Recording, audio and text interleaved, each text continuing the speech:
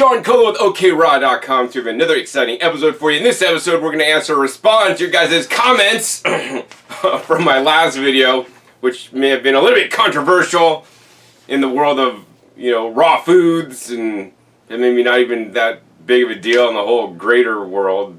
Anyways, I'm just trying to share what I'm doing in my life to let you guys know what's up in case you guys, want to try some of the things I'm doing and learn from what I've learned from my history and my diet, and my life, literally, because this is like my life's work, really, when I'm sharing with you guys. So my last video, which was titled, why a 26-year raw vegan now eats cooked foods.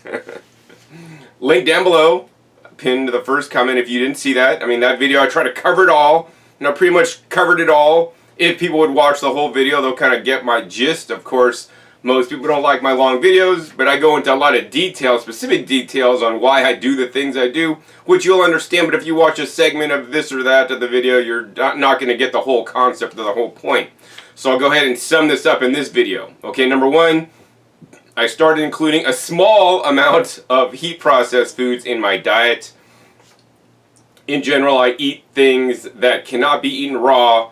That's why I choose to heat process them so that I can get a greater diversity in my diet. Okay, that's number one. So that's about 10% of calories on average. Some days went more, some days less, some days zero. Like yesterday, I ate basically all raw foods. I didn't eat any cooked food. So that's point number one. Point number two is that I did not feel bad, unhealthy, or anything else on a raw foods diet, right? I felt totally fine. I'm sure a lot of you guys on a raw foods diet feel totally fine, especially if you're 1 year, 2 years in. I felt fine. I've been doing this for 26 years, like a 99% raw foods diet. I hang out in raw food circles. I have a lot of friends that are into raw foods, and in my opinion, from what I've seen, there's not many friends that I personally have that did it, more hardcore or strict than I did, or have done. And at the same time, while my blood test showed that I was totally healthy and I could have continued doing what I was doing. That being said, I'm always striving and excelling to try to go to the next level and see if I could enhance what I'm doing. So that's why I did it. There's no other reason. I mean, I wasn't feeling bad. I wasn't getting weak. I'm still strong. Actually, thanks to COVID, I've been working out a bit more here at the house, doing daily activities and getting, strength training exercises in my garden, not going to the gym. The other thing is I'm only eating select foods that are heat processed. I'm not going to McDonald's. I'm not eating vegan canned garbage. I'm not eating tofu or all this other crap. I'm eating very few foods because my whole ideal now is if I can eat the food raw, I'm going to eat it raw. Right, and if I need to heat process to get that food into me to have greater availability and not be so restrictive, I think that's a good thing. I mean, that's a basic summary, but there's a lot more to it.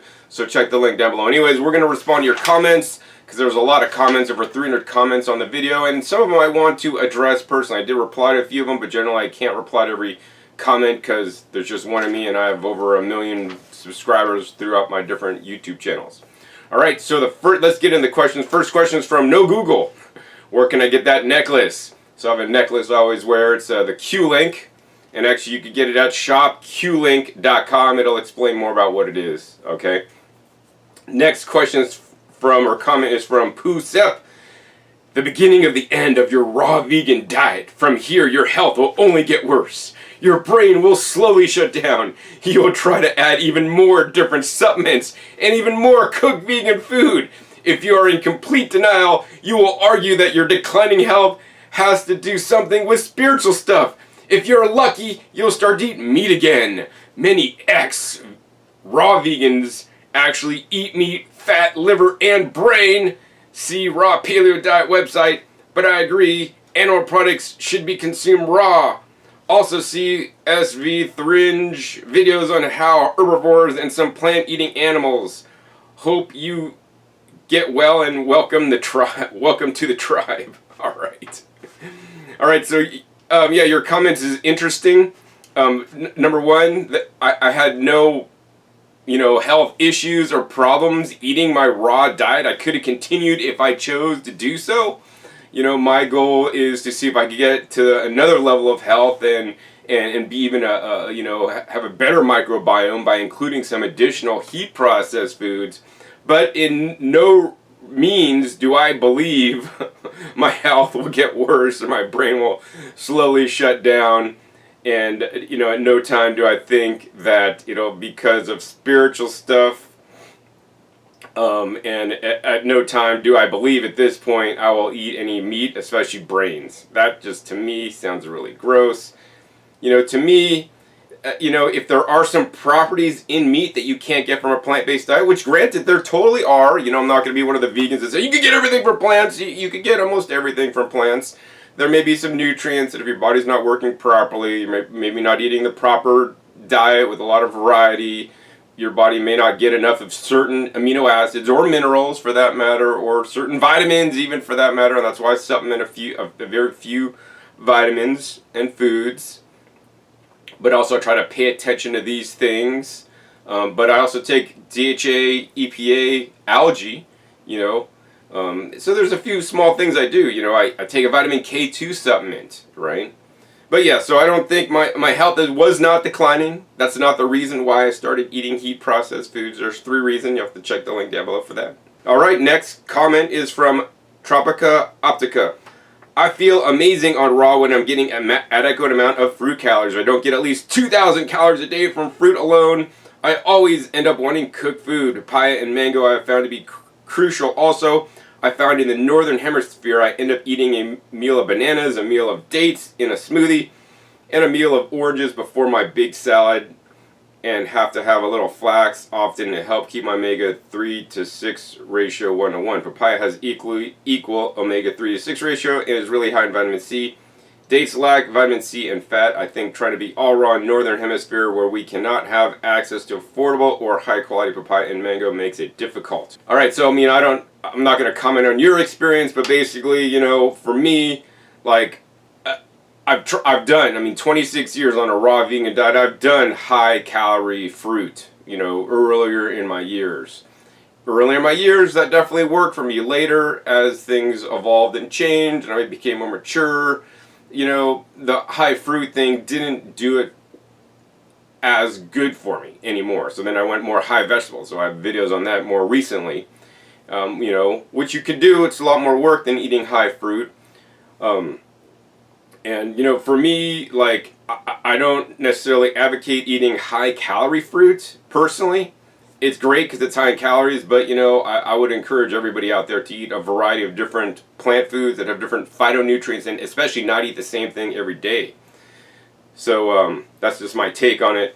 And I don't think papayas and mangoes are mandatory to have on a raw foods diet. Definitely nice. And we'll be talking about tropical fruits in another comment here. So next question is from Adam Pinkiewicz. I can't pronounce names. Eat raw liver. That's the most nutrient-dense superfood on the planet. All right, well, I have raw liver in my house, which you may be surprised to learn. It gets fed to my dog. I don't eat it myself, nor do I believe at any time in the future I will be eating raw liver. I do agree that for carnivores like my dog, it'd be quite beneficial because that's what their digestive system and little bodies are used to eating. We are more fruit digesters and plant digesters based on our anatomy from my research. Next comment is from Raw Vegan Doctor. What a coincidence! I was having these same thoughts a few days ago and released a video on the same topic.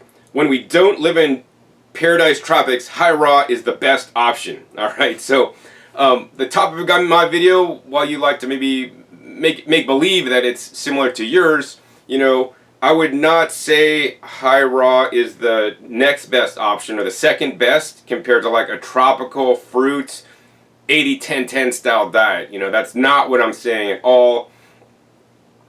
I definitely love the tropics. I love visiting the tropics. I love tropical fruits.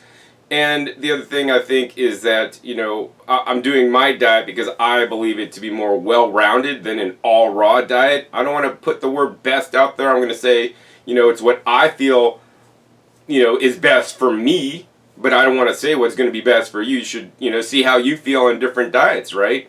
The other thing also is I always want to encourage you guys to give your body the time for your microbiome to adjust.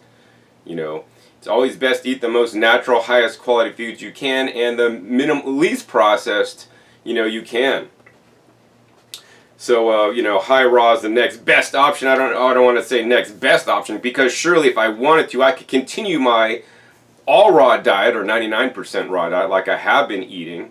But I believe this to be maybe, an improvement, for me personally. All right. Next question is from the existential vegan. Hey John, if you're into anthocyanin foods, you should try making sauerkraut with red or purple cabbage. You also get the benefits of probiotics. Yes, I have made many fermented foods and have fermented those foods as well. I definitely, according to some of the science, the anthocyanins and the compounds could break down differently, which could be a good or bad thing depending on how they're processed. Fermentation being just another processing technique. So I do agree definitely with fermented foods.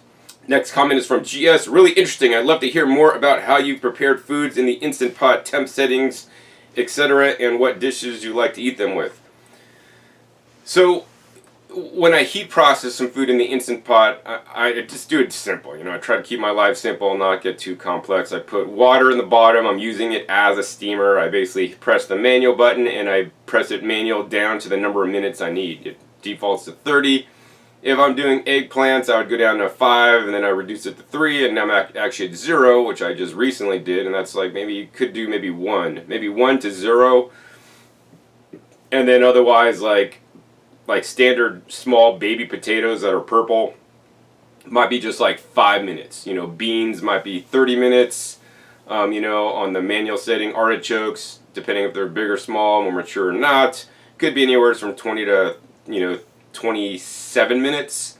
And so just Google it. I just Google Instant Pot steamed potatoes and see what they say, and then I start at that starting point, and then I try to always inch the time down whenever possible. So it's not really hard. Check my Growing Your Greens YouTube channel, where I have a few videos on using the Instant Pot. Next comment is from Dirt. I think raw is cool, but yeah, the nutrients are much more available when heated. You have to have a lot of integrity to make a video like this. All right, so number one, I thank you for, yes, admiring my integrity. I just want to tell it like it is and not try to, hide something and, get caught one day. All that's bullshit. I'm just going to be straightforward and upfront with you guys, because I don't really give a shit. You guys could think whatever you guys want to think about me. You could think I'm unhealthy. You could think whatever you want. I'm just living my life and also sharing that with people that are interested.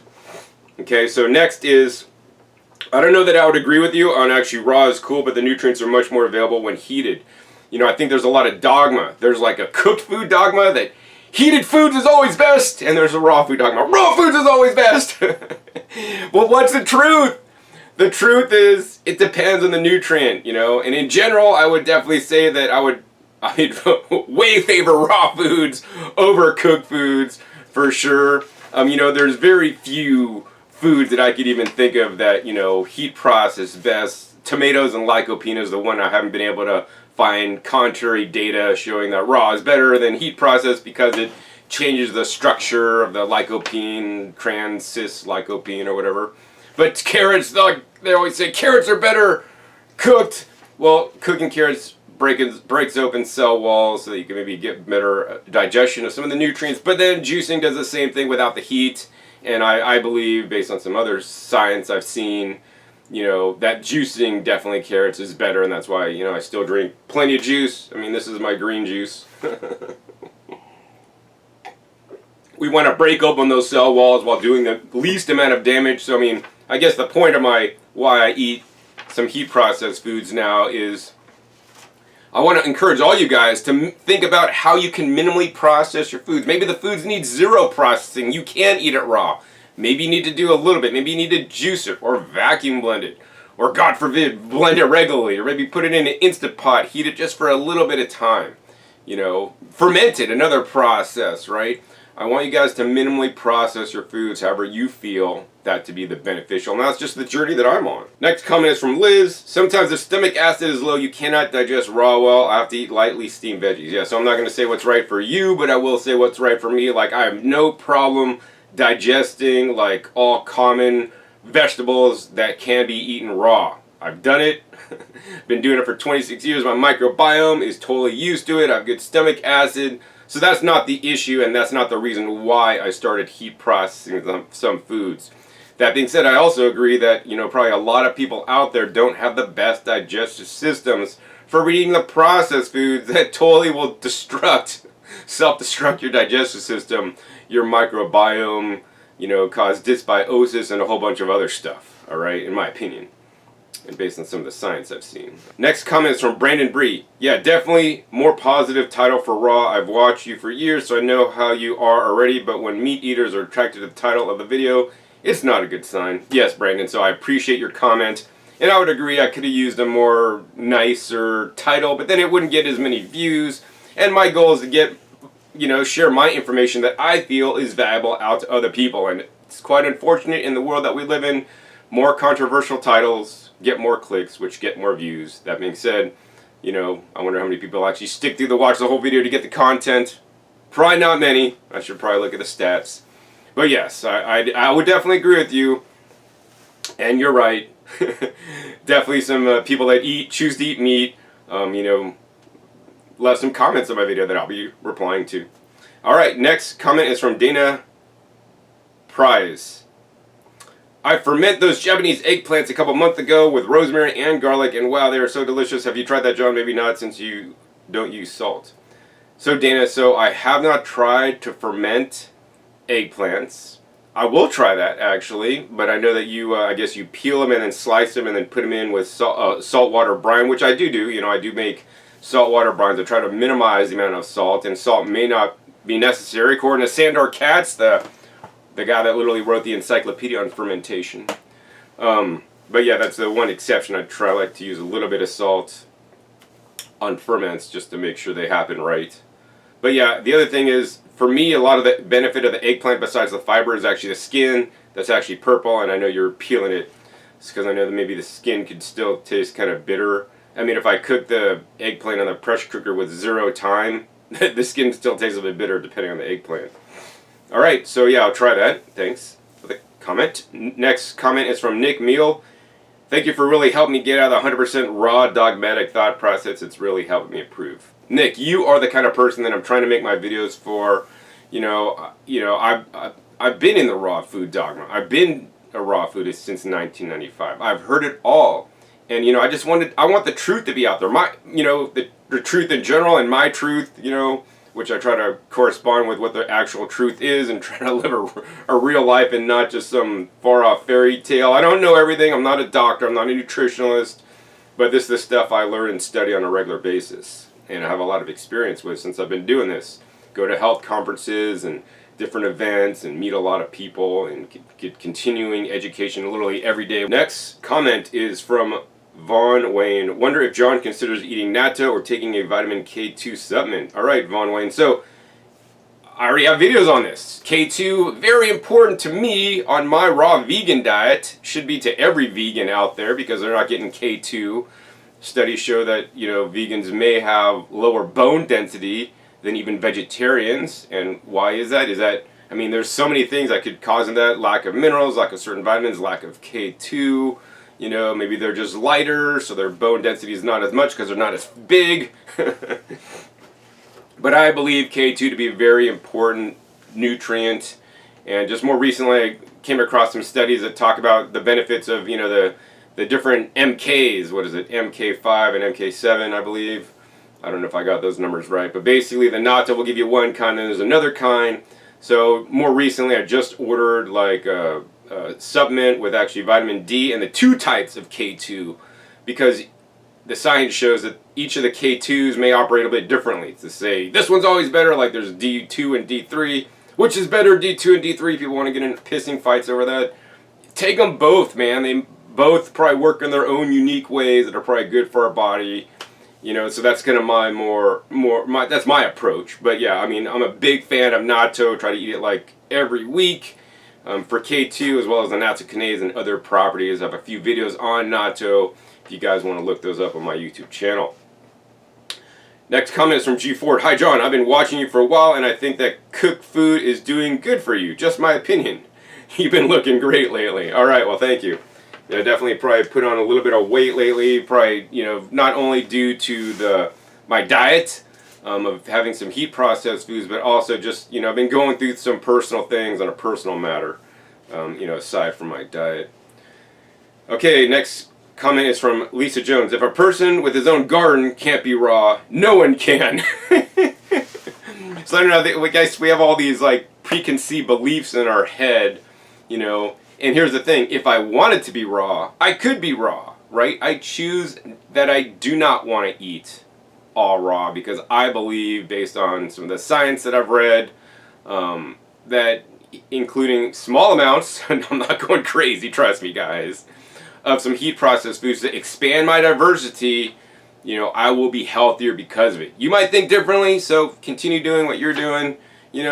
My goal is to kind of bring everybody together. If you eat a lot of cooked foods, I want all the people that eat lots of cooked foods to eat more raw foods and to eat a lot of raw foods. If it's working for you, just stay the same, but maybe try just a little bit of heat processed foods like I'm doing. Maybe you'll notice a difference, a benefit or something. Maybe you won't, right? But I think we all get too locked into or meat eaters. I want meat eaters to eat more plants, right?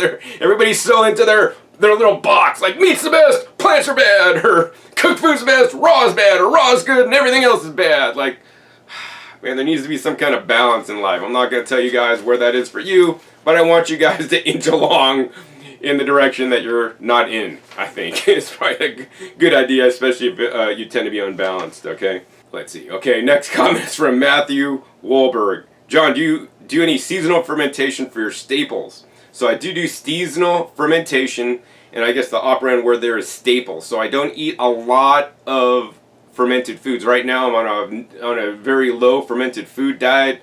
I'm experimenting with some other stuff at this time, but fermented foods were never a large part of my diet.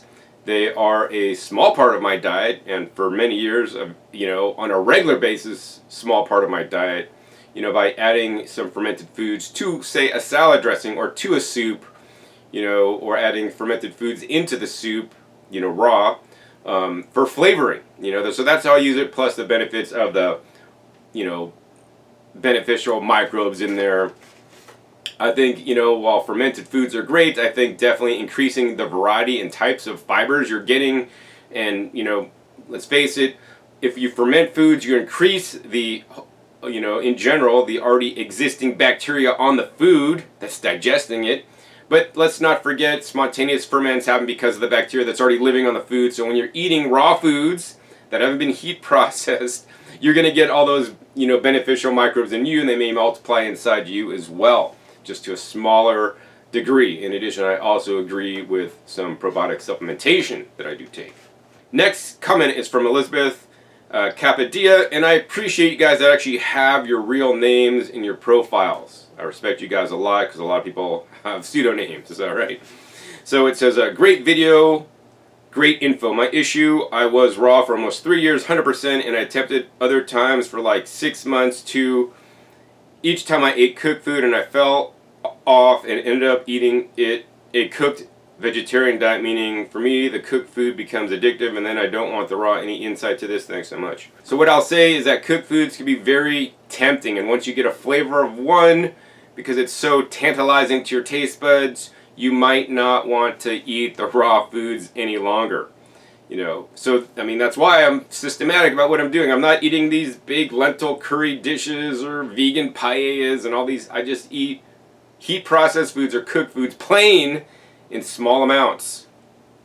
Still plenty of raw foods that taste amazing because I know how to make raw foods taste good. I've been doing this for quite a while. I guess the other thing is emotional eating can be, an issue for many people, especially, cooked foods are comfort foods for so many people out there. For me, they're no longer comfort foods because I grew out of that like at least 15 years ago. I've been doing a raw foods diet for 26 years now. So I don't know exactly what it is for you. Maybe there's some emotional eating components in there. Maybe when you eat, see, like some people just lump together all cooked foods is bad or all the same. And no, like some lightly Instapotted, steamed eggplants that are 100% plain, uncut, unsalted, unseasoned are totally different than some kind of spiced baba ganoush with salt and oil and fat and all these other things that, you know, I could see be a lot more tantalizing to your taste buds and more of a pleasure trap food. So, you know, I would say that the other thing is I want everybody to set themselves up for success. You know, maybe instead of the goal of being 100% raw, maybe if that is your goal, great. But instead, you know, set a commitment. I will eat 3 raw meals a day with 1 heat processed meal of this, you know, without spices and herbs, and eat foods plain. And stick to it, right? Everybody gets off track, right? I think we need to just be more committed to what we're doing and specify, you know, specifically what you're going to do. Like, I'm going to eat, you know, a fresh green juice in the morning. I'm going to have a fruit meal. Then I'm going to have a nice salad meal. Then, you know, I'll have a little small side of some heat processed beans or cooked beans that are plain added to my raw salad with an amazing, delicious raw food dressing. I think that's totally reasonable, personally, at this point. But, you know, for me, the goal is to not get my calories from the heat processed foods. My goal is to still get calories from my raw foods, but to add some heat processed foods to have greater diversity and have foods that I wouldn't eat raw, okay? The next comment is from Varoom. John, good video. Well, thank you. But raw is most nutritious. Cooked vegetables are a treat, but not for the maximum nutrition for the human body. For the highest nutrition, fruits, berries, melon, and herbs is all you need. Like, to me personally, that sounds pretty dogmatic. And, you know, I've looked into some of the science on some of the different nutrients out there. And, you know, I mean, I think vegetables are really where it's at, personally. I mean, fruits, they're great. I love fruits. You know, but vegetables, I think, are even more important than eating fruits, and that's why, you know, recently in my raw foods diet, you know, instead of becoming a dominant fruit eater for my calories, I'm a dominant vegetable eater, which also is another very odd thing in raw foods, because most raw foodists are not raw vegetable eaters predominantly for their calories, because most people would say that's impossible, you can't do it, but I would say it's totally possible when you're cramming 4 pounds of vegetables in a 32-ounce jar of juice. And it does take a lot of juice and also a lot of time to make all this happen. So let's see, next comment is from Rebecca W. Would you eat steamed plantains? They are so good. So would I eat them? Probably not. My goal still, you know, because I have you know, rules that I've created for myself, or things that I want to do in my life. And my goal is that if I could eat a food raw, I'm still going to eat it raw. I'm not going to cook it, right? Steamed plantains are normally, you know, steamed when they're not ripe, and then you cook them, and then so that it sweetens up, kind of like a potato, right? So you're getting more starch, which, you know, on some levels is great. But to me, I would just let plantains ripen naturally and then eat them raw. Or actually, probably better yet would be to let plantains naturally ripen and then freeze dry them, and then you get them crunchy and taste good at the same time. Next comment is from One Angel, and this is a long comment actually. So it says, he's backsliding right now, so I doubt he can help you with that. I mean, that's the point, right? Cooking food is the first deadly sin next to eating the apple. Cooked is addictive. John knows he's taken a slippery slope to a bad place, but has the audacity to come on here and pretend it's a supplement. There is no nutrient or vitamin that is not found in whole food plant-based raw foods that a raw foodist actually needs, like B12. It's only needed if one consumes animal products. I'm super disappointed in John. He was always so informative on growing food, but he has had some wild ideas, i.e. creating a vacuum in your blender to prevent oxidation. Hey, guess what? Just drink it quickly and problem solved. Right now, he's pretending to be educated and authentic when he's obviously is no longer committed to health. He's either gone to a doctor who scared him into obtaining something from a cooked food he's trying to eat, foods that can only be digested cooked, or he's in a relationship with someone who is not raw and influencing him. Seen them all dozens of times. Very sad. Good luck on sliding to your raw diet. Good luck on sticking to your raw diet, and go look up some committed gurus. Wow, man, that's such a comment. I want to respond to that comment. So, am I backsliding? Absolutely not. If I eat cooked foods like, 24 years ago when I first started raw foods, I would say, honestly, I'm backsliding. By no means am I backsliding. I do not need to eat the heat processed foods right now. I was doing fine. My blood tests were fine on a raw foods diet, 99%. But I wanted to see if I could improve my microbiome.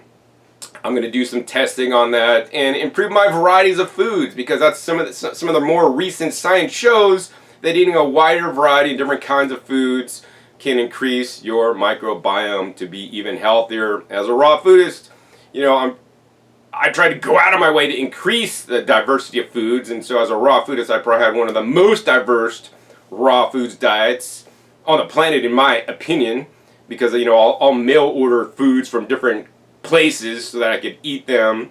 I will also travel to different places so I could eat different foods. I will eat powdered and dried foods to expand my varieties, but by cooking or heat processing foods, I could expand them even a bit more. So I do personally not think I am backsliding. Now, do I think cooked food is the #1 deadly sin next to eating the apple? I think killing a person or even killing animals is a bigger deadly sin than eating cooked foods, personally. But, you're free to have your own opinions on that. Oh, and then you say, there's no nutrient or vitamin that's not found in whole food, plant-based raw foods that a raw foodist needs, actually, like B12.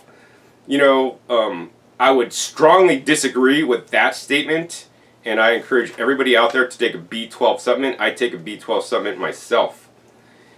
And it says, and then and he's come up with some wild ideas, i.e. creating a vacuum in your blender to prevent oxidation. Hey, guess what? Just drink it quickly and the problem is solved. Well, maybe that's the easy way to think about things, but honestly, until you try vacuum blending, you're not going to understand the difference it makes. Like, seriously. I mean, I used a Vitamix for like 20-something years and thought that was good. But once I experienced vacuum blending at the trade show for the first time, and I tried vacuum versus non-vacuum blends, it blew me away. And then I saw manufactured data, showing the difference in certain nutrients, how that could be different. And then now, I've seen a published science study that shows there's a difference in some of the antioxidant vitamins and polyphenols. And these are just the things they've tested. What about all the things they have not tested yet? So yeah, you could think that if you drink it immediately, you're going to minimize the oxidative damage, but the oxidative damage is not happening after the blender, after the product you blend is made. In my opinion, it happens as the blades are hitting the food and super cutting it up. If you slice an apple open once, it might turn brown, but if you slice it into 100 million pieces, it's going to turn brown a lot faster, and that's what we want to prevent by vacuum blending. So, you might think vacuum blending is wacky and all this stuff and wild ideas. There's science that proves what I'm trying to share with people. Whether you want to accept it or not, that's up to you. You guys don't have to accept anything I say. You could think I'm wacky. You could think I'm off the wall. You could think whatever you guys want of me. Right now, he's pretending to be educated and authentic when he's obviously no longer committed to health. So so #1, I'm not educated. I didn't go to school for nutrition. So you could turn this video off if you guys want to just listen to people that are all educated. I mean, there's things that Dr. Gregor says that we'll talk about in a minute that he is educated, and I don't definitely want to believe what he's telling me. I'm gonna listen to what I believe, but to each their own. So I have not been educated, but I'm more committed to health than ever, especially due to the world at large and what's going on in the world. I've been researching and looking into some of the data and the science more about how to better my immune system, because that was a challenge that I had, likely because I was not breastfed as a child and for other reasons, and grew up on mostly processed foods with some natural foods mixed in there. So I'm committed to health, and that's why I'm doing what I'm doing. It's the exact opposite of what you're saying, so that's interesting. Let's see, I haven't gone to a doctor that scared me to eat cooked foods. I mean, no doctor could scare me to eat cooked foods. And I'm not in a relationship with someone who is not raw. If I was in a relationship with somebody that was not raw, I wouldn't change my diet for them. I might maybe, can help them to eat more raw foods, because I think, honestly, that's what really is the best, is having a almost all raw foods diet, maybe with some heat process. But then again, everybody's different. You know, if she's at a different place, I'm glad to, you know, ensure she eats healthy. I'm currently single, so that I don't know how that could happen. I'm in a relationship with myself who eats cooked food. Wait, that's it. All right, so yeah, so some people, I don't, you know, y'all are free to have your own opinions about things, but I want to clear up any misconceptions because people think they know me because they watch all my videos. I think I know because I'm in my body every day. Hopefully that's true. All right, next comment is from Christian Williams. Plant-based Dr. Zach Bush says that 90% of your antioxidants come from your own body and only 10% comes from the foods you eat. He says that it's not as important to get antioxidants from your food as it is important to not put oxidative foods in your body. The less inflammatory foods that you will eat, the less antioxidants your body will need to create, as antioxidants are there to get rid of the oxidation inside your body. So the less you make, the less your body needs to get rid of it. So the less effort on the body, so it stays in shape longer. Your microbiome would be the one thing to take care of that is crucial for your antioxidants that your body makes to work properly, as you need positive charge, which the oxidant, and the negative charge, which is the reductant or redox molecule, to make antioxidants work. And your microbiome makes loads of these, so if you want to detox, I'd say take care of your microbiome. So while I don't necessarily agree with everything Dr. Zach Bush says, nor do I know that 90% of my antioxidants come from my own body and only 10% is from the foods, you know, I would agree that we need to work on our microbiome, and that's why I started including some heat processed foods to get a bigger diversity of foods to feed to get a greater diversity of microbes that like the foods that I'm now eating, because they probably weren't hanging out in me previously, you know, based on the research and data I've seen. I also am aware that our body does make antioxidants. I mean, you could drink hydrogen water. That's an antioxidant water. I mean, I've looked into this stuff. Most of you guys don't even know about hydrogen water. I have hydrogen water generators that I can fuse my water with higher hydrogen. I mean, there's studies on this from Japan. So I think that, yeah, antioxidants are definitely critical. For sure, our body does make some, and I definitely believe by incorporating them, it can help our bodies, although some of them that we eat may not even directly benefit us, but they do some of the antioxidants are digested by our microbiomes. That's why, you know, I advocate a high anthocyanin, other polyphenol, and, you know, phytochemical rich diet, and a diversity of foods for that matter. So yeah, that was a good comment. Some of that stuff, I don't know how all that stuff worked, but basically what I know is that we have a greater diversity of foods. And yes, don't eat the pro-oxidant foods, fried foods. I want you guys to get rid of that fried foods. You know, fried foods are probably the biggest pro-oxidant food. Charred and grilled foods, you know, barbecued foods, burnt foods. Those are literally pro-oxidant foods. So, you know, my goal is to eat the minimally least processed foods to create the most nutrients and retain the most nutrients as possible in my foods. All right, next comment is from Alejandro Rubio. Going vegan and eating well is key. Starchy foods will make you full and satisfied. John, good that you eat potatoes. All right, so I'm not a starchitarian. I do not agree with the starchitarian diet by any means.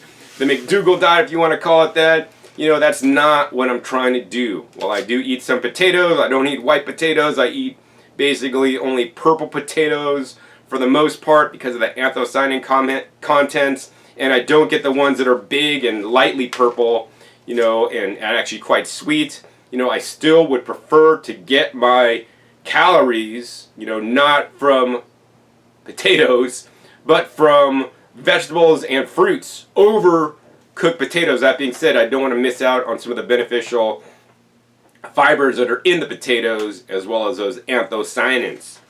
So yes, I just wanted to be clear on my philosophy and what I believe. Next comment is from Philomonymous Nooneman.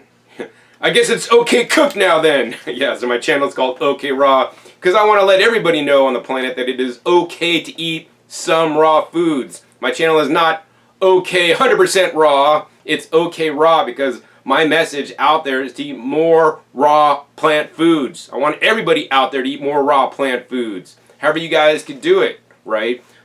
the fact of the matter is, most people just don't even eat enough fruits and vegetables. I know you guys are my followers and you guys watching me do, right? Maybe you guys maxing it out like I have for the last 26 years eating a raw foods diet. We're eating fruits and vegetables predominantly, which is great, right?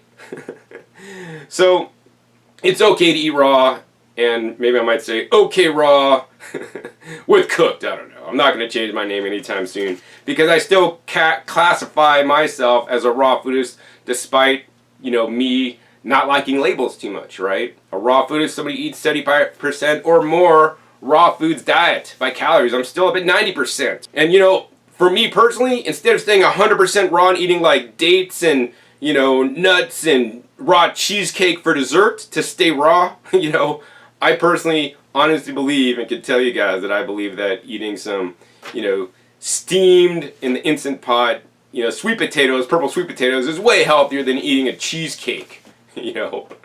All right, next comment is from Vegan Linked. Raw is crazy. There's evidence that we've been cooking veggies over a flame for over 100,000 years. Some foods like carrots and tomatoes are more nutrient dense by cooking, and some nutrients are more easily absorbed, especially if they're oxalates, etc. Alright, Vegan Link, so I definitely do not agree with that either. While I do eat small amounts of heat processed foods, you know, I still believe that raw foods are the best, right? In most cases, not all cases, but in most cases raw foods are best, and it would be good for even a lot of vegans out there to eat more raw foods, right? I think a lot of people that are vegan might heat process their food way too much, things that they don't need to heat process personally. Like I would never want to cook kale. I mean, I cook kale for my parents because they're not going to eat it raw. But if you could eat it raw, I would encourage you guys to eat it raw. There's going to be more, you're going to get more benefits from it, more anti-cancer benefits, especially if you're trying to cook whole kale, unpre-cut. You're going to have more antioxidant benefits. You're going to have more enzymatic activity in the raw kale, provided you digest it well, chew it well, or, you know, I prefer actually to juice it. You know, that's why I'm drinking a green juice with my homegrown kale. But yeah, I mean, I definitely think that a lot of vegans out there eat too much processed food and still, you know, not enough raw foods. So next comment is from Darren Bonanno. As a certified holistic nutritionist, I can agree that you've made a very good decision. As you mentioned, not all foods affect the body the same way. Scientific evidence has shown that some plant foods have more benefits when cooked, such as tomatoes. Some plant foods have certain nutritional benefits when raw, and then different nutrients become available when cooked. Like you have an evidence-based approach, and I'm willing to change my beliefs when new evidence comes around or comes out. If you're not familiar with Dr. Michael Gregor, author of How Not to Die and founder of nutritionfacts.org, highly recommend checking him out. He has so much information in his videos, all supporting plant-based eating with a scientific evidence. All right, Darren, so definitely I'd agree with a lot of your comment, except the last part. I am familiar with Dr. Michael Gregor. I've been following him since the beginning, since he kind of came onto the scene. You know, I've been on the scene longer than Dr. Gregor has been on the scene for, you know, in plant-based diet, in my opinion. And I have checked him out. And, you know, while I definitely like some of his videos, you know, I do not agree with his focus on some of them as well. You know, he is staunchly against juicing because I believe Michael Gregor, Dr. Michael Gregor, has his own preconceived biases. So do I. Yes, I have my own biases. Hopefully when I'm made aware of them, I could try to not be as biased. But he has some preconceived biases like whole foods is always best, right? And, you know, he has videos staunchly against juicing. And he tries to use this, like, total argument that is like has nothing to do with juicing on why juicing is not good because there may be some nutrients left on the fiber, so we should get the fiber. And I don't agree with that. I'm sorry. And like his recent video, I just watched it this morning actually, is on moringa. So there's no documented science because there's very few articles on moringa, published journal studies on moringa, maybe a couple hundred. And there's some of them that have some benefit, you know, that show some benefit without when they don't have a control, which is the studies he selected out, right? And I select out some studies too. But then he chooses to say, you know, all these studies where, you know, people eat moringa, some people have results, some people don't, And then he pulls out a study where there's a case study, which is like the lowest form of scientific evidence on that eating moringa. In this one case study, some dude got some skin falling off disease in his genitalia. I don't know, something crazy, right? It's like saying kale's bad because one lady overate too much kale and, she had some goitrogenic properties or problems with it, and now, cauliflower and cruciferous vegetables are bad. Well, moringa is actually like a cruciferous vegetable that has sulforaphane in there. It's one of the healthiest foods. Not to say that we should go crazy on it, but not to say that we should avoid it now because of Dr. Gregor's video that says, oh, my skin could fall off my genitalia if I eat moringa. Not making this stuff up. That's what he said. So I mean, once again, we're trying to make things good, bad, right, wrong. I eat some cytogenetic, leaves from my garden off my chia tree raw. Never supposed to do that. I believe in small amounts that could be healthy, but I already have a video on why I think some plant toxins in small amounts could be a good thing to make us stronger. I don't go crazy on eating moringa, but I do like to include it, especially now that I have it fresh in my garden available. I'm going to have to juice some today. So I would definitely encourage everybody out there also, besides just blindly following people, to use your brains and do your own research and look up things. The scholar.google.com is available to everybody that has an internet connection, unless you're in one of those countries that block it from your use. Next comment is from Dana Maximilian. Yeah, let's step into the next healthy level of choices. Meat! It's obvious. 26 years of raw veganism is 26 years of surviving okay. Now it's time for thriving. Alright, Dana, so, I appreciate your comment. I am not going to be eating meat anytime soon. Probably just number one, because I do not want to cause harm to other animals on the planet. In addition, the way meat is being farmed on CAFOs is very detrimental to the environment. If I did choose to eat meat one day, I will raise it myself, but then I wouldn't have the heart to slaughter it, so I have to wait till it keeled over to eat it. But then it's like, what's the point? And here's the thing, based on my research, some of the science that I've seen, right, I do not believe meat in high quantities to be healthy. Maybe in small quantities to fill in for nutritional gaps caused because of an insufficient diet. And surely if you're eating, a very strict diet and very restrictive diet, you can become deficient in certain nutrients. My goal, that's another reason why I started eating some heat processed foods, to expand my diet so I don't have to eat meat. Because I don't want to become deficient in some of these more minute nutrients. Another reason why I juice, right? When you're eating animals, normally eating plant-eating animals, what are you eating? You're basically eating concentrated plants that the animals have gotten from eating a lot of plants. So that's why they have higher levels of certain minerals, for example, right?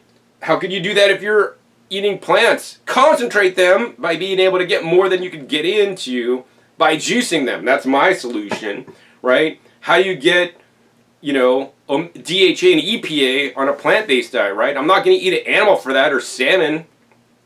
I'm going to find where did the animal get it from? Algae, So, my goal is to find the plant source that the animal would have gotten their nutrients from and eat that. And, that's what I think it'd be prudent for many people to do.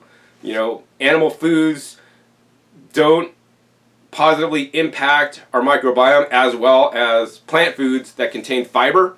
And there could be a lot of challenges, including increasing your IGF-1 and different toxins that come in when you're eating the animal foods. Plus, in the last video, I specifically talked about leukocytosis, and that all animal products causing leukocytosis, which is an increase in white blood cells, which is an immune response, whereas even the crappiest vegan junk foods don't do that.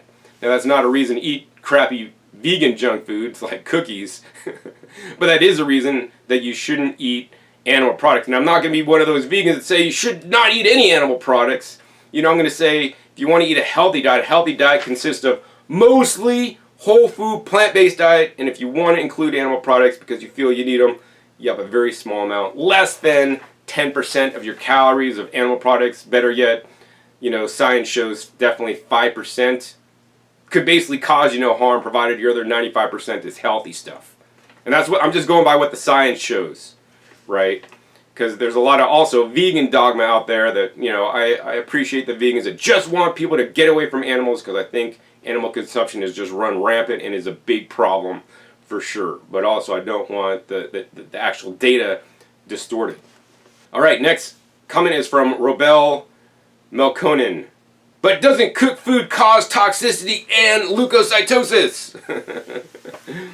So, you know, it depends, you know, where do you get your information from and what is the cooked foods you're eating. I'm sure there's plenty of cooked foods that causes toxicity.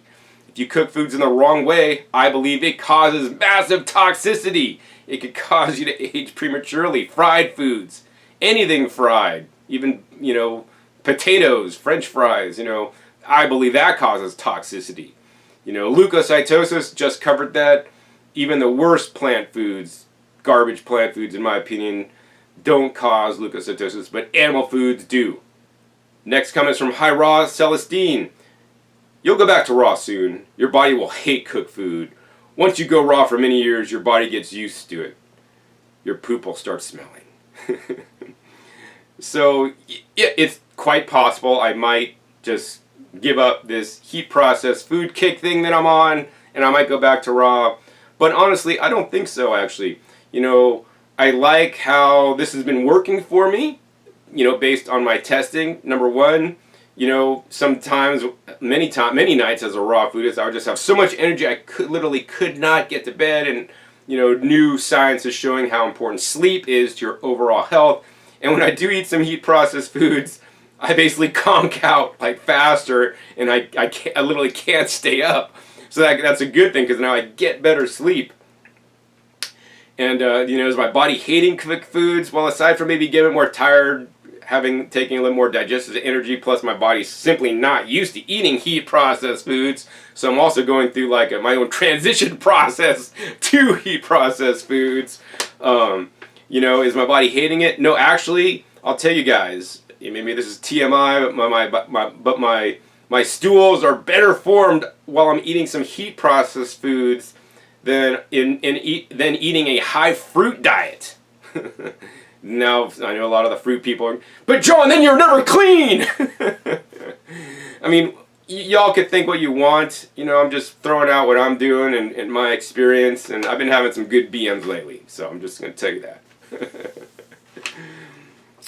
My poop did smell this morning when I had a BM. I have several a day, many a day. I did eat papayas yesterday too. All right, next comment is from Kanakin Splitter. I bet in 1 year you're eating less raw. I don't know. I'm not going to bet, but it's possible.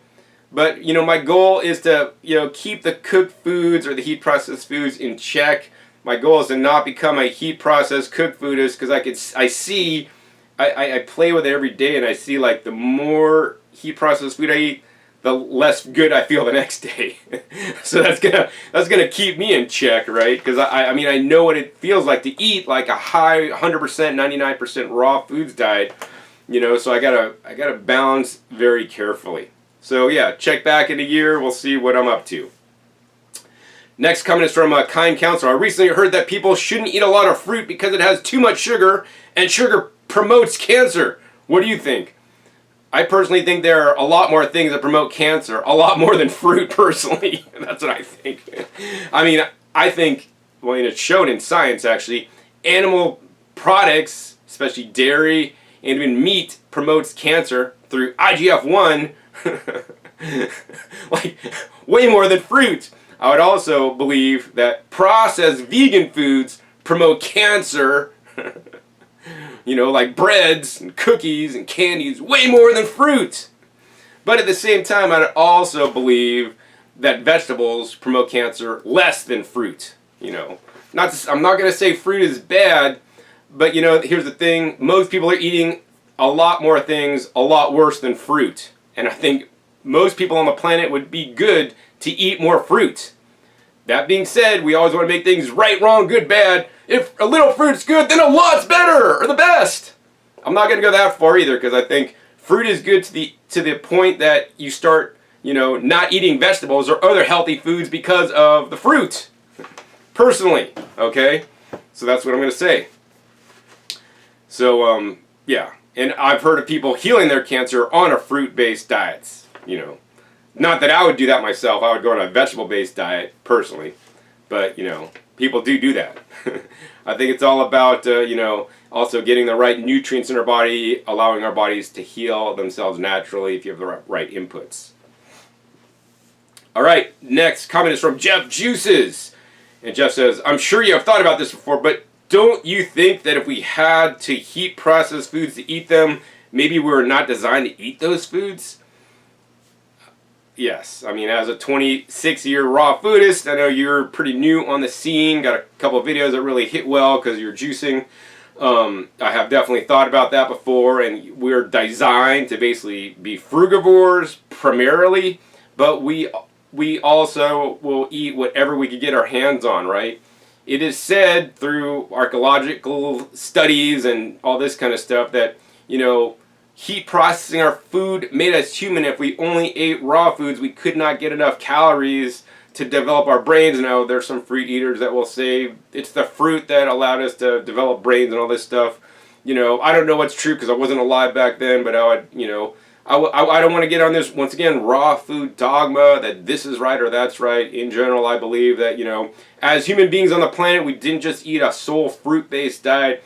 You know, when we're in I mean, we got supermarkets now. You can just eat a fruit-based diet if you so choose. But in nature, nature's tough. I mean, I garden. I grow food. My goal is to eat as much food out of my garden as I possibly could grow. And sometimes my garden has, especially in the winter, not a lot of food growing. So, you know, in ancient times when they didn't even have gardens because they collected food in the wild, people ate whatever the heck they could catch. If they could catch some meat, they'd eat meat. Not to say that they ate only meat and they only hunted, because they probably science shows also that people ate mostly high fiber foods, you know, and a lot of foods with fiber, and they did have some meat, so they weren't vegan, but they weren't, you know, 100% carnivore either. And it's like these whole things, people want to swing to all these crazy sides, you know, so I try to have more of a balance myself. And here's the thing, you know, there's a lot of things in life that are not designed to do, you know, what they're used for. I mean, take, for example, a screwdriver. A straight slot screwdriver is not designed to take out a square screw or not designed to take out a Phillips screw. Meanwhile, I've used a straight head screwdriver to pull out square screws that are the right kind when I can get them in the corners, or I've used straight heads to get out a Phillips screw when it fits right in there and I could crank the screw out, even though it could strip it out, right? So I don't necessarily believe just because we're designed to do this, you know, we need to do it that way, because, you know, human beings, we are quite adaptable. And, you know, I think that that actually takes more of a precedence for me personally over what we're designed to do, because by design, I will admit, we're like frugivores. But does that mean we should only eat frugivorous? And I would say we should still eat plenty of fruit, as much as each person feels they need to be healthy. But let's not forget about the other food categories that you may neglect or omit, okay? All right. Next comment is from You Done Wanna Know.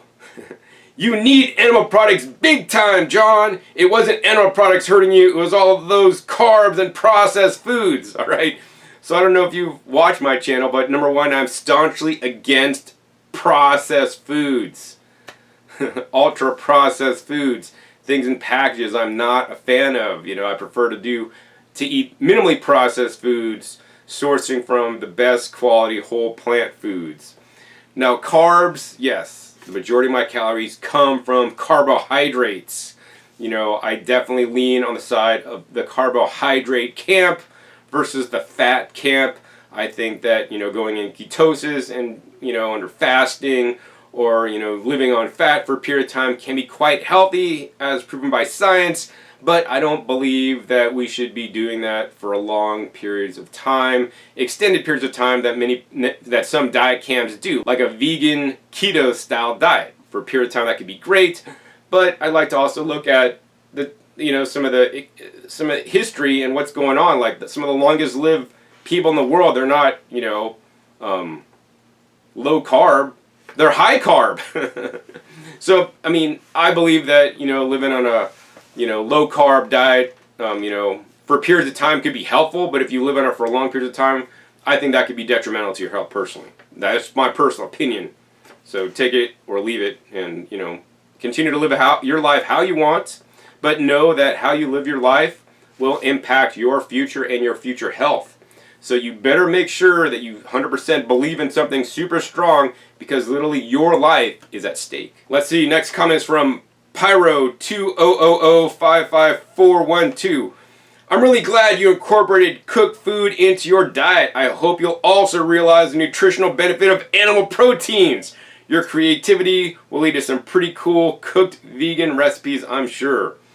So yes, let's see, nutritional benefits of animal protein. So, I've always researched and seen like what nutrients are in animal proteins that maybe are higher in animal proteins that aren't in plant foods. Actually, I was just researching that the other day. Lysine and, is it methionine, or I don't know, one of those weird amino acids.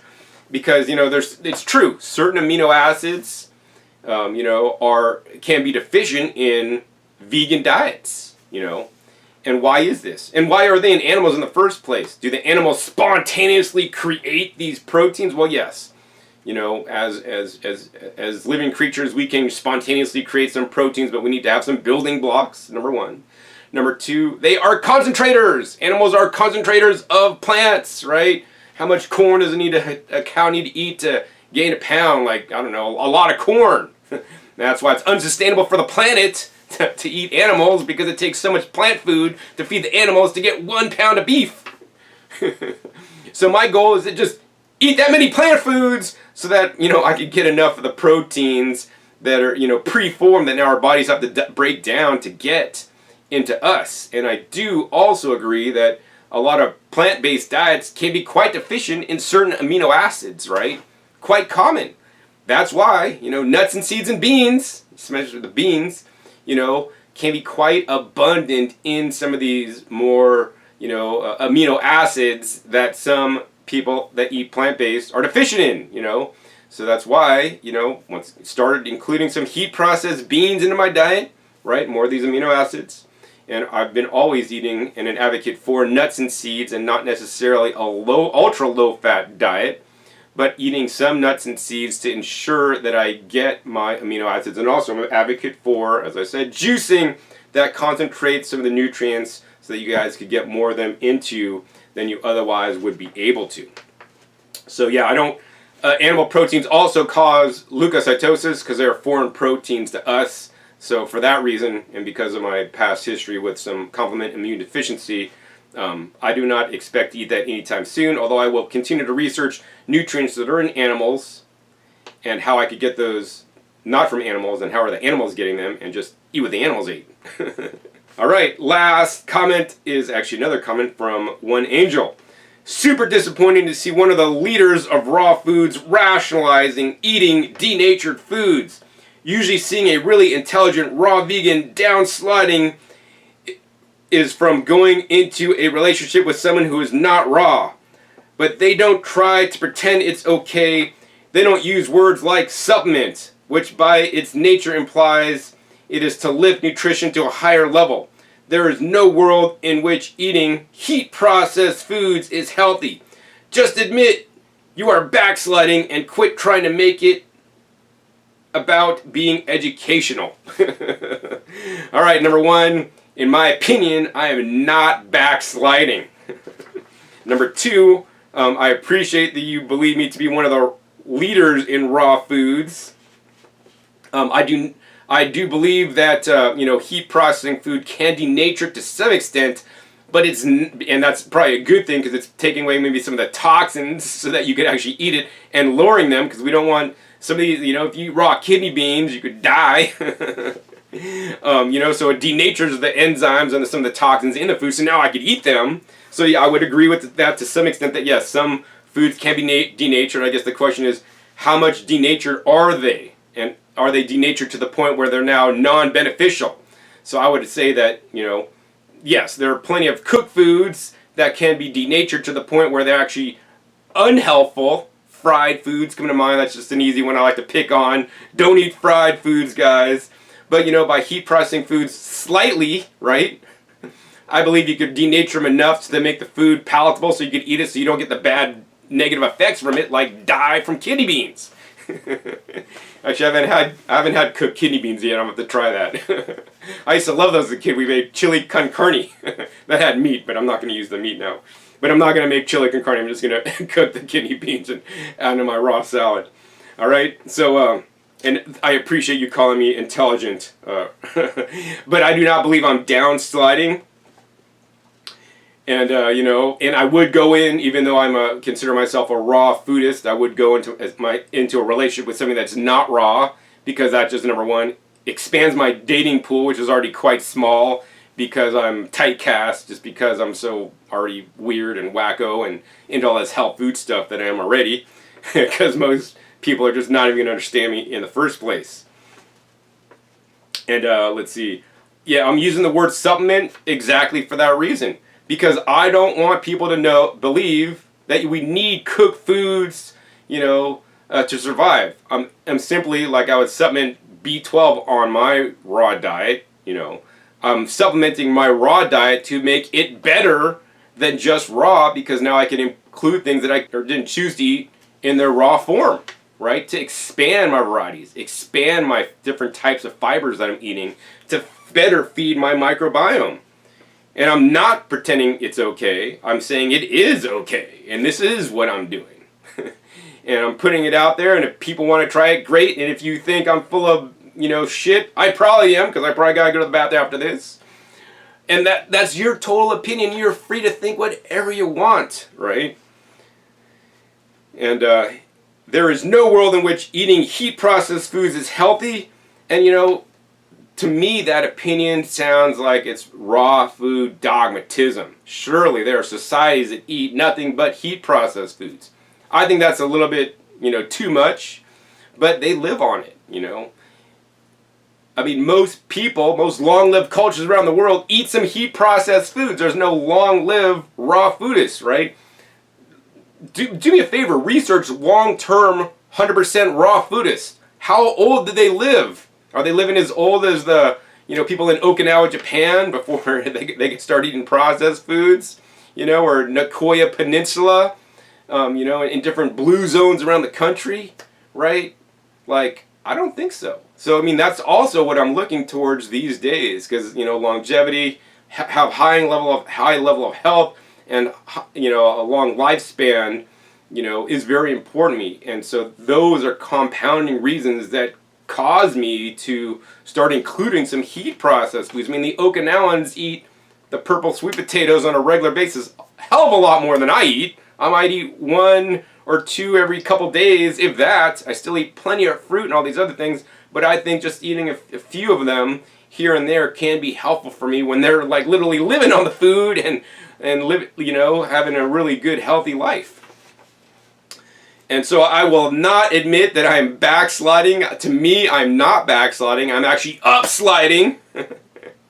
And quit trying to make it about being educational. And, there's new emerging science. I would encourage you guys to visit scholar.google.com, look up the science on microbiome. I mean, there's science on how juicing alone can increase the diversity of our microbiome.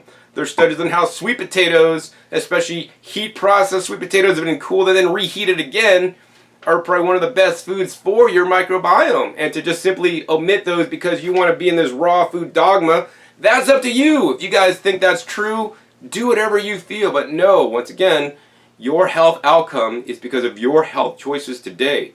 I'm gambling on my health outcome in the future by including some heat processed foods now. I believe this to be a quite prudent and thoughtful and beneficial thing to do that will pay me off in the future. Maybe it won't. I mean, people come to Las Vegas every day and put money in the slot machine, or people will take their money and gamble in the stock market, or gamble by betting on a sports game, and people love to do that, right? I would probably do that more easily than gambling with my health. There's some solid science that shows what I'm doing, may be helpful, and I think to be prudent. So, I would just encourage you guys to have an open mind, whether you're coming from a raw foods perspective, to be maybe if you want to experiment, do some of the things that I'm doing to see how it affects you. Experiment, or more so, my videos for people that eat a lot of heat processed foods to eat more raw foods. For people that are eating meat, to eat more plant foods and minimally processed plant foods, right?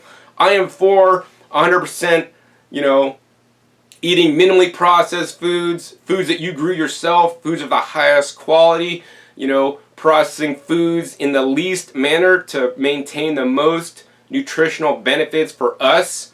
And, and until now, I did fermentation, some dehydration that could definitely minimize some nutrients in the food, especially the antioxidants, juicing and blending, and now vacuum blending, which is better than standard blending that oxidizes nutrients. And I consider that a standard traditional blended smoothie and a Vitamix, a more processed food than a vacuum blended smoothie because you're destroying more nutrients.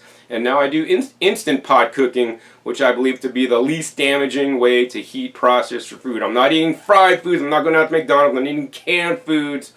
Once again, very select foods in very small amounts. And I'm not going to say that this is second best compared to a tropical fruit diet. For me personally, I've seen some blood markers in my last blood test that, higher fruit was not doing it for me. So honestly, that's why I changed and eat more high vegetable diet now. I've been feeling great and having, nothing but good success. So I'm like, why not maybe expand a little more on the vegetables, especially because of some science. And more importantly, my body is telling me this. I want you guys to also listen to your body. You're likely at a different life stage than I am, so your bodies may need something different. Especially when I was younger, I did great on high fruit diet, but also I want you guys to look to the future, and think that, hey, what about that John guy that's been doing raw foods for 26 years? He's eating more vegetables. Maybe I should eat more vegetables now so I don't have some of the problems that he did, so that now he has to go like radically the other direction. So I guess life in balance, guys, whatever that means to you. I'm just trying to share what I'm doing for you guys if you guys are interested. So thanks for watching this video. Respond to my comments. This video is a long video and probably most people aren't going to watch it anyways. But for those of you guys that did stick it out, this takes great time from my day to film this video, to edit this video, to put it up. So I appreciate you guys that stuck through the end. And I hope I am making a difference in your life, because really, I'm not doing this as a popularity contest. I could really care less. I'm doing this to share. Honestly, one day when I do have kids, I want my kids to watch my videos and know what Daddy experienced, what Daddy learned, so that I could save them from going through the school of hard knocks, and they could have good health, a happy life, and they don't have to research all this crap. Honestly. So yeah, that's pretty much it for this episode. If you guys enjoyed this episode, hey, please be sure to give this video a thumbs up. Also be sure to share this video with somebody else you guys could think it could help. I talk about a lot of topics that may infuriate and frustrate some people, because I'm kind of an out-of-the-box thinker, and I don't like to necessarily follow dogma, but kind of, think for myself and look at different things in life and put it all together and form what I believe to be right for me. Never going to say it's going to be right for you as well. Also be sure to click that subscribe button right down below so you don't miss any of my new and upcoming episodes. I come out every 5 to 7 days. You don't know or sure or what you'll be learning on my YouTube channel. Make sure you click the little bell so you get notified as my new videos come out. You never know what kind of new information you'll be learning that you literally won't hear anywhere else. Also be sure to check my past episodes. The past episodes are a wealth of knowledge, over 600 episodes at this time on this YouTube channel dedicated to teaching guys all about eating more fresh fruits and vegetables. They're some of the best foods on the entire planet that are the most under-eaten foods on the entire planet, especially the vegetables. Alright, so with that, my name is John Kohler with okraw.com. We'll see you next time, and until then, remember, keep eating your fresh fruits and vegetables. They're always the best.